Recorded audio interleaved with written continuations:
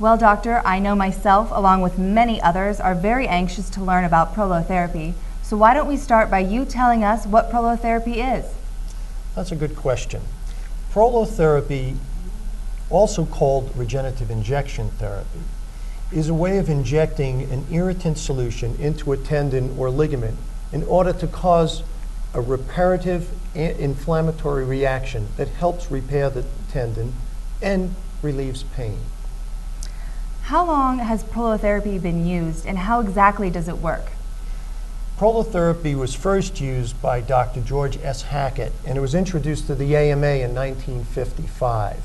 And it's been used specifically mostly on the west coast of the United States. Now it's coming towards the east coast, and it's been progressing over the last 60 or 70 years. So, Dr. Al, what are some of the most common uses of prolotherapy? Actually, some of the common uses for prolotherapy are tennis elbow, groin strains, sacroiliac instability, which is a common cause of lower back pain, tendinitis of any kind in your wrist, in your ankle, in your knees.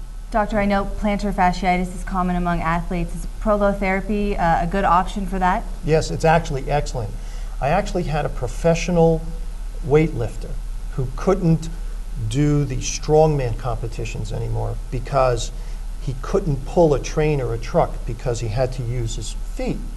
He came to me, he got 3 or 4 prolotherapy injections, and he's now back in competition again. Wonderful. What about tendinitis? Well, there's a lot of misconceptions about tendinitis.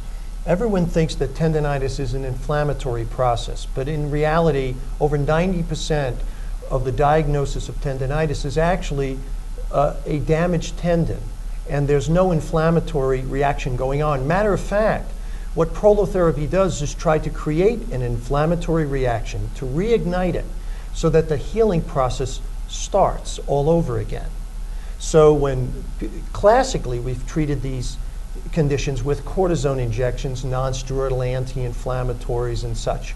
And usually what happens is you get better for a week or two and then the pain comes back again.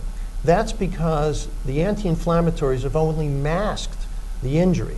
And what's really needed is to stop the anti-inflammatories, treat it with prolotherapy, and incite a new healing process, i.e. the inflammatory reaction, which will start for the tendons to heal.